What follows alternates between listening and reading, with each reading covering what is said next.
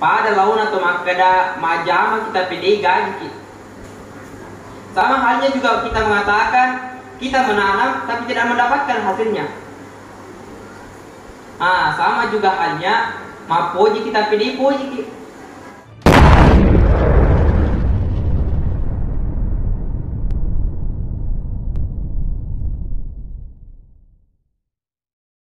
Telah memberikan kita nikmat berupa kesehatan agar kita dapat hadir di tempat yang penuh barakah ini.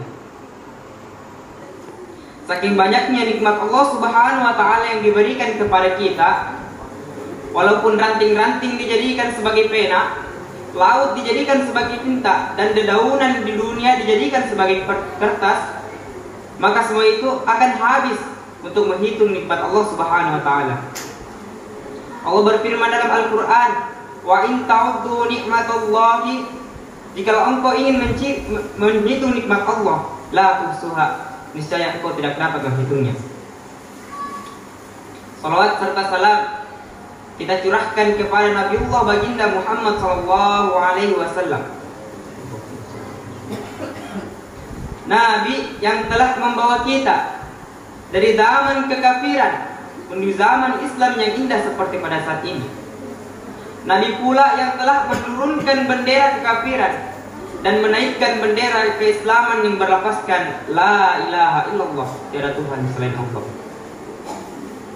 Hadirin jamaah yang insyaallah dirahmati Allah Subhanahu wa taala. Allah berfirman dalam Al-Qur'an, ya ayyuhalladzina amanu kutiba alaikumusiyam kama kutiba 'alal ladzina min qablikum la'allakum tattaqun. Allah mengatakan ya ayyuhalladzina amanu, wahai orang-orang yang beriman. Mengapa Allah Subhanahu wa taala mengatakan ya ayyuhalladzina amanu, tidak menggunakan kata ya ayyuhan nas? Ya ayyuhalladzina amanu ini disebutkan 84 kali dalam Al-Qur'an. Mengapa Allah Subhanahu wa taala menggunakan kata lafaz ya ayyuhalladzina amanu? Itu matafud. Karena hanya orang yang beriman dapat melaksanakan kewajiban ini. Jikalau bukan orang beriman, ia akan resah. Masesta papadina narik penapegawe ya jama-jamaah. Dilanjutkan Allah Subhanahu wa taala, kutiba alaikumusiyam, diwajibkan atas kamu berpuasa. Kama kutiba 'alal ladzina min qablikum la'allakum tattaqun. Sebagaimana orang sebelum kamu agar kamu bertakwa. Jadi salah satu makna dari puasa adalah takwa. Tapi tidak semua orang yang melaksanakan puasa meraih yang namanya takwa. Rasulullah Shallallahu alaihi wasallam bersabda, kamin sha'imin, banyak orang yang berpuasa, laisa lahu min siyamin, tapi ia tidak mendapatkan pahala dari puasanya, illa ju' wal atos, melainkan lapar dan dahaga. Pada launa atau makada majama kita pedai gaji. Sama halnya juga kita mengatakan kita menanam tapi tidak mendapatkan hasilnya. Sama juga halnya mapoji kita pedai poji. Siap buki ma gombal, siap buki ma rayu, tapi dia poji. Nah, ini adalah contoh-contoh orang yang tidak mendapatkan apa-apa dari puasanya. Sama halnya, itu adalah ibarat orang-orang yang berpuasa tapi hanya mendapatkan illa ju'al atos. Siapakah orang-orang yang dimaksud oleh sabda Rasulullah itu? Yang pertama yakni tumapuji ma'belih, orang yang suka berbohong. Apa maksud dari bohong? Mengatakan sesuatu yang tidak sesuai dengan fakta. Rasulullah Shallallahu alaihi wasallam bersabda yang artinya maksudnya seperti ini. Jikalau ada seseorang yang selalu berbohong, tidak meninggalkan perkataan dustanya, dan ia selalu mengamalkannya, maka Allah Subhanahu wa taala tidak ada hajat bagi Allah untuk menerima pahala puasanya, walaupun ia bersungguh-sungguh dalam melaksanakan dan menahan lapar dan dahaganya.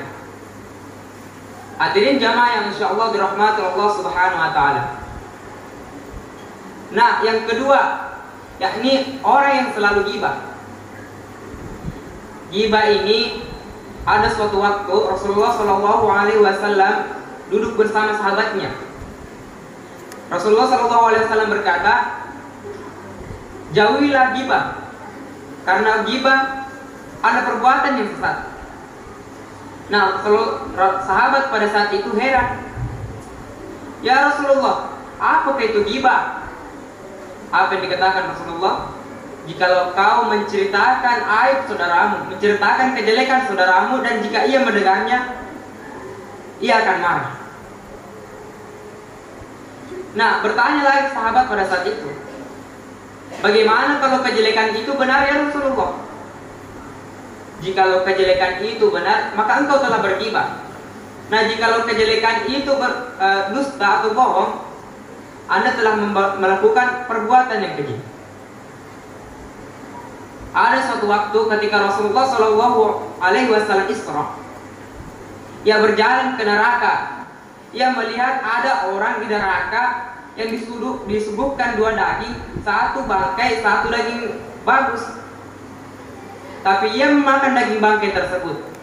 Bertanya Rasulullah, ya Jibril, siapa ke orang itu? Nah, itulah orang yang pada saat hidupnya selalu ghibah. Napoji cerita jai si bawana, napoji cerita jai bali bolana. Nah, inilah yang harus kita jauhi sebagai orang-orang yang beriman. Nah, selanjutnya, orang yang tidak mendapatkan pahala puasa, yakni orang yang selalu mengadu domba. Nah, pada saat ini orang mengadu domba bukan hanya dari mulut saja. Sekarang teknologi sudah berkembang. Dengan ketikan tangan, dengan jari-jari pun orang bisa mengadu domba. Nah, inilah harus kita perhatikan. Kita harus menggunakan teknologi itu dengan benar. Ada juga suatu perkataan yang mengatakan lidah itu ibarat pedang yang bercula dua. Pedang itu dapat digunakan untuk menusuk musuh, tapi juga jikalau kita salah menggunakannya, itu akan menusuk diri kita sendiri. Hadirin jamaah yang insyaallah dirahmati Allah Subhanahu wa taala. Selanjutnya, orang yang tidak diterima pahala puasanya, walaupun ia berusaha menahan lapar dan dahaga, yakni orang yang memandang lawan jenisnya dengan syahwat. Ia memandang lawan jenisnya dengan nafsu. Nah, masuklah orang-orang yang berpacaran di sini. Padahal jelas dalam Al-Quran Allah mengatakan la taqrabuz zina, dilarang engkau berzina. Dalam kitab Lubbul Usul, dalam pembelajaran usul fikih, dalam Al-Quran jika ada kata nafi, larangan, maka hukumnya adalah haram. Dilarang kita melakukan larangan tersebut. Hadirin jamaah yang insya Allah dirahmati Allah Subhanahu wa taala. Nah, selanjutnya orang yang tidak diterima pahala puasanya, yakni orang yang bersumpah palsu. Nah, inilah jikalau ada orang tulima sumpah, sesungguhnya orang yang bersumpah seperti ini rugi. Maka dari itu kita harus menjauhi hal-hal tersebut. Hadirin jamaah yang insyaallah dirahmati Allah Subhanahu wa taala. Sebagai kesimpulannya, ada 5 perkara yang kita harus jauhi dalam berpuasa agar kita mendapatkan pahala puasa dari perjuangan kita menahan lapar dan dahaga. Yang pertama yakni janganlah kita berbohong. Yang kedua, marilah kita jauhi perkataan dusta. Yang ketiga yakni janganlah kita mengadu domba. Yang keempat, marilah kita sama-sama menahan pandangan kita. Jangan sampai kita memandang saudara lawan jenis kita, mengundang nafsu, dan kita tidak mendapatkan pahala dari puasa kita. Dan marilah kita menjauhi perkataan dusta, karena itu juga termasuk dapat menghapus pahala puasa dari kita. Hadirin jamaah yang insyaallah dirahmati Allah Subhanahu wa taala, mungkin hanya ini yang saya sempat sampaikan. Mudah-mudahan berkah bagi kita semua. Wabillahi taufiq was hidayah. Wassalamualaikum warahmatullahi wabarakatuh.